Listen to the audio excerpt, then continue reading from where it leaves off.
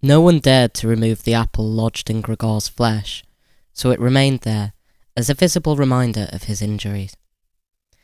He had suffered it there for more than a month, and his condition seemed serious enough to remind even his father that Gregor, despite his current sad and revolting form, was a family member who could not be treated as an enemy. On the contrary, as a family, there was a duty to swallow any revulsion for him, and to be patient, just to be patient. Because of his injuries, Gregor had lost much of his mobility, probably permanently. He had been reduced to the condition of an ancient invalid, and it took him long, long minutes to crawl over his room. Crawling over the ceiling was out of the question, but this deterioration in his condition was fully, in his opinion, made up for by the door to the living room being left open every evening. He got into the habit of closely watching it for 1 or 2 hours before it was opened, and then, lying in the darkness of his room where he could not be seen from the living room, he could watch the family in the light of the dinner table and listen to their conversation, with everyone's permission in a way, and thus quite differently from before. They no longer held the lively conversations of earlier times, of course, the ones that Gregor always thought about with longing when he was tired and getting into the damp bed of some small hotel room. All of them were usually very quiet nowadays.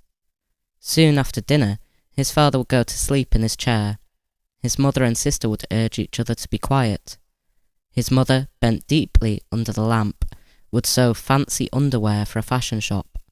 His sister, who had taken a sales job, learned shorthand and French in the evenings, so that she might be able to get a better position later on. Sometimes his father would wake up and say to Gregor's mother, "You're doing so much sewing again today," as if he did not know that he had been dozing, and then he would go back to sleep again, while mother and sister would exchange a tired grin. With a kind of stubbornness, Gregor's father refused to take his uniform off even at home. While his nightgown hung unused on its peg, Gregor's father would slumber where he was, fully dressed, as if always ready to serve and expecting to hear the voice of his superior even here. The uniform had not been new to start with, but as a result of this, it slowly became even shabbier, despite the efforts of Gregor's mother and sister to look after it. Gregor would often spend the whole evening looking at all the stains on this coat, with its gold buttons always kept polished and shiny, while the old man in it would sleep, highly uncomfortable, but peaceful. As soon as it struck 10, Gregor's mother would speak gently to his father to wake him, and try to persuade him to go to bed, as he couldn't sleep properly where he was, and he really had to get his sleep if he was to be up at 6 to get to work. But since he had been in work, he had become more obstinate, and would always insist on staying longer at the table, even though he regularly fell asleep, and it was then harder than ever to persuade him to exchange the chair for his bed. Then, however much mother and sister would importune him with little reproaches and warnings, he would keep slowly shaking his head for a quarter of an hour with his eyes closed and refusing to get up. Gregor's mother would tug at his sleeve, whisper endearments into his ear. Gregor's sister would leave her work to help her mother, but nothing would have any effect on him. He would just sink deeper into his chair. Only when the two women took him under the arms would he abruptly open his eyes, look at them one after the other and say, "What a life! This is the peace I get in my old age." And supported by the two women, he would lift himself up carefully, as if he were carrying the greatest load himself, let the women take him to the door, send them off, and carry on by himself, while Gregor's mother would throw down her needle, and his sister her pen, so that they could run after his father and continue being of help to him. Who, in this tired and overworked family, would have had time to give more attention to Gregor than was absolutely necessary? The household budget became even smaller, so now the maid was dismissed. An enormous thick-boned charwoman with white hair that flapped around her head came every morning and evening to do the heaviest work. Everything else was looked after by Gregor's mother, on top of the large amount of sewing work she did. Gregor even learned, listening to the evening conversation about what price they had hoped for, that several items of jewellery belonging to the family had been sold, even though both mother and sister had been very fond of wearing them at functions and celebrations. But the loudest complaint was that although the flat was much too big for their present circumstances, they could not move out of it. There was no imaginable way of transferring Gregor to the new address. He could see quite well, though, that there were more reasons than consideration for him that made it difficult for them to move. It would have been quite easy to transport him in any suitable crate with a few air holes in it. The main thing holding the family back from their decision to move was much more to do with their total despair, and the thought that they'd been struck with a misfortune unlike anything experienced by anyone else they knew or were related to. They carried out absolutely everything that the world expects from poor people. Gregor's father brought bank employees their breakfast. His mother sacrificed herself by washing clothes for strangers. His sister ran back and forth behind her desk at the behest of her customers. But they just did not have the strength to do any more. And the injury in Gregor's back began to hurt as much as when it was new. After they'd come back from taking his father to bed, Gregor's mother and sister would now leave their work where it was and sit close together, cheek to cheek. His mother would point to Gregor's room and say, "Close that door, Greta." And then, when he was in the dark again, they would sit in the next room and their tears would mingle, or they would simply sit there staring, dry-eyed, at the table. Gregor hardly slept at all, either night or day. Sometimes he would think of taking over the family's affairs, just like before, the next time the door was opened. He had long forgotten about his boss and the chief clerk, but they would appear again in his thoughts. The salesmen and the apprentices, that stupid tea-boy, 2 or 3 friends from other businesses, one of the chambermaids from a provincial hotel, a tender memory that appeared and disappeared again, a cashier from a hat shop for whom his attention had been serious but too slow. All of them appeared to him, mixed together with strangers and others he had forgotten. But instead of helping him and his family, they were all of them inaccessible, and he was glad when they disappeared. Other times, he was not at all in the mood to look after his family. He was filled with simple rage about the lack of attention he was shown, and although he could think of nothing he would have wanted, he made plans of how he could get into the pantry where he could take all the things he was entitled to, even if he was not hungry. Gregor's sister no longer thought about how she could please him, but would hurriedly push some food or other into his room with her foot before she rushed out to work in the morning, and at midday, and in the evening she would sweep it away with the broom, indifferent as to whether it had been eaten or, more often than not, had been left totally untouched.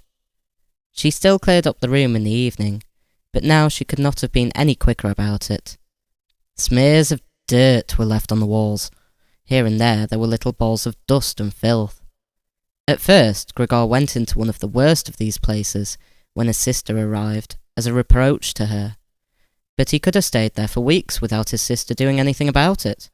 She could see the dirt as well as he could, but she had simply decided to leave him to it. At the same time, she became touchy in a way that was quite new for her, and which everyone in the family understood. Cleaning up Gregor's room was for her and her alone. Gregor's mother did once thoroughly clean his room, and needed to use several bucketfuls of water to do it, although that much dampness also made Gregor ill, and he lay flat on the couch, bitter and immobile. But his mother was to be punished still more for what she had done, as hardly had his sister arrived home in the evening than she noticed the change in Gregor's room, and, highly aggrieved, ran back into the living room where, despite her mother's raised and imploring hands, she broke into convulsive tears. Her father, of course, was startled out of his chair, and the 2 parents looked on astonished and helpless. Then they too became agitated. Gregor's father, standing to the right of his mother, accused her of not leaving the cleaning of Gregor's room to his sister. From her left, Gregor's sister screamed at her that she was never to clean Gregor's room again, while his mother tried to draw his father, who was beside himself with anger, into the bedroom. His sister, quaking with tears, thumped on the table with her small fists, and Gregor hissed in anger that no one had even thought of closing the door to save him the sight of this and all its noise. Gregor's sister was exhausted from going out to work, and looking after Gregor as she had done before was even more work for her. But even so, his mother ought certainly not to have taken her place. Gregor, on the other hand, ought not to be neglected. Now, though, the charwoman was here. This elderly widow, with a robust bone structure that made her able to withstand the hardest of things in her long life, wasn't really repelled by Gregor. Just by chance one day, rather than any real curiosity, she opened the door to Gregor's room and found herself face to face with him. He was taken totally by surprise. No one was chasing him, but he began to rush to and fro while she just stood there in amazement, with her hands crossed in front of her. From then on, she never failed to open the door slightly every evening and morning, and look briefly in on him. At first she would call to him as she did so with words that she probably considered friendly, such as, "Come on then, you old dung beetle," or "Look at the old dung beetle there." Gregor never responded to being spoken to in that way, but just remained where he was without moving, as if the door had never been opened. If only they'd told this charwoman to clean up his room every day, instead of letting her disturb him for no reason whenever she felt like it. One day, early in the morning, while a heavy rain struck the window panes, perhaps indicating that spring was coming, she began to speak to him in that way once again. Gregor was so resentful of it that he started to move towards her. He was slow and infirm, but it was like a kind of attack. Instead of being afraid, the charwoman just lifted up one of the chairs from near the door and stood there with her mouth open, clearly intending not to close her mouth until the chair in her hand had been slammed down into Gregor's back. "Aren't you coming any closer then?"